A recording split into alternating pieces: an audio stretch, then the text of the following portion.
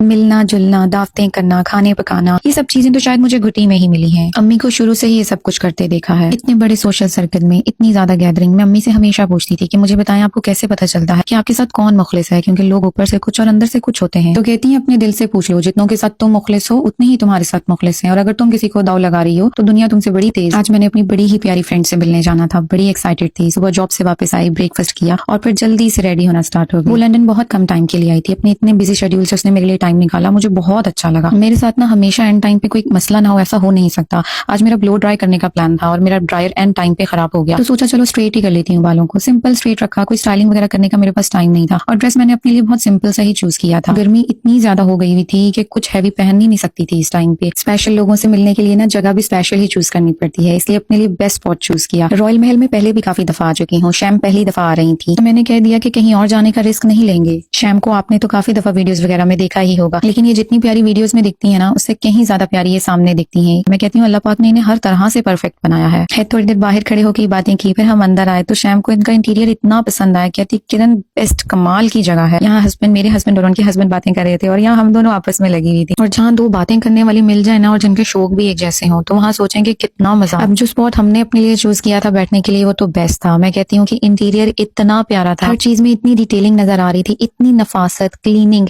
हर चीज का ख्याल रखा गया था। और सबसे बड़ी बात यह कि इनकी सर्विसेज बहुत अच्छी मुझे हमेशा से लगती हैं। मजे की बात यह कि हर चीज की प्राइस बहुत रीजनेबल थी, लग्जरी वाइब्स के साथ साथ अफोर्डेबल भी था। अब जितनी देर में खाना आ रहा था, मैं और उस्मान यहाँ खड़े होकर बातें कर रहे थे, शैम थोड़ी सी पिक्चर्स वगैरह बना रही थी। यहाँ पे ना इनके लाइव नान बन रहे थे, वो इतने पसंद आए। शैम मुझे कहती है चलो चलो किरण खाना आ गया, अब आ जाओ, कितनी देर यहाँ खड़ी रहोगी। मतलब वो इतनी मुझे, वो पाकिस्तान वाली फ्रेश फ्रेश नान बन रहे हैं और वो फ्रेश फ्रेश नान आप वहां से पिक कर रहे हो, उसकी ना वाइब्स ही एक अलग थी। यहाँ पे हमारा स्टार्टर आया और स्टार्टर में जो गोल गप्पे थे ना, ओए होए कमाल, स्मोक उसमें से आ रही थी कि मैं तो देख के हैरान रह गई। यहाँ की इनकी ड्रिंक्स, एक एक ड्रिंक की मतलब इतनी सारी उन्होंने ड्रिंक्स ला के रखी है कि मतलब मैं नाम लेने लग जाऊं तो कम है। जो दम बिरयानी थी ना, उसका टेस्ट तो मैं कहती हूँ लाजवाब था, मतलब खाते ही हम रह गए। इनके हस्बैंड वेजिटेरियन है, तो उनके लिए स्पेशल वेजिटेरियन उन्होंने बिरयानी बना के भेजी है। जो मुर्ग कढ़ाई थी, ओए होए, इसमें देसी मुर्गी इन्होंने डाली हुई थी। मैं और शैम तो बस यही एक दूसरे से कही जा रहे थे कि यार हमारा ना वेट गेन हो जाना है, जितना हम लोगों ने खा लिया है ना, हमसे उठा नहीं जाना, पेट निकल आना है, बस यही कहे जा रहे थे। और खाना भी नहीं छोड़ रहे थे, दोनों दबा के खाई जा रहे थे। फिर खाना शाना खा के फारिग हुए। यहाँ पे हम लोगों ने बैठ के ढेर सारी बातें की, वक्त कैसे गुजर रहा था पता भी नहीं चल रहा था। शैम की इतनी मजेदार बातें थी ना, इतना अरसे के बाद इतना ज्यादा हंसी, मतलब दिल खोल के एंजॉय किया। पेट ऑलरेडी इतना ज्यादा फुल हो गया हुआ था ना,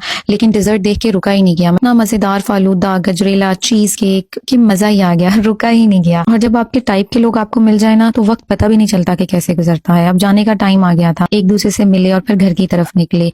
आज का पूरा दिन इतना अच्छा गुजरा, अल्लाह पाक का ढेर सारा शुक्र अदा किया। मिलते हैं एक नए व्लॉग में, अल्लाह हाफिज।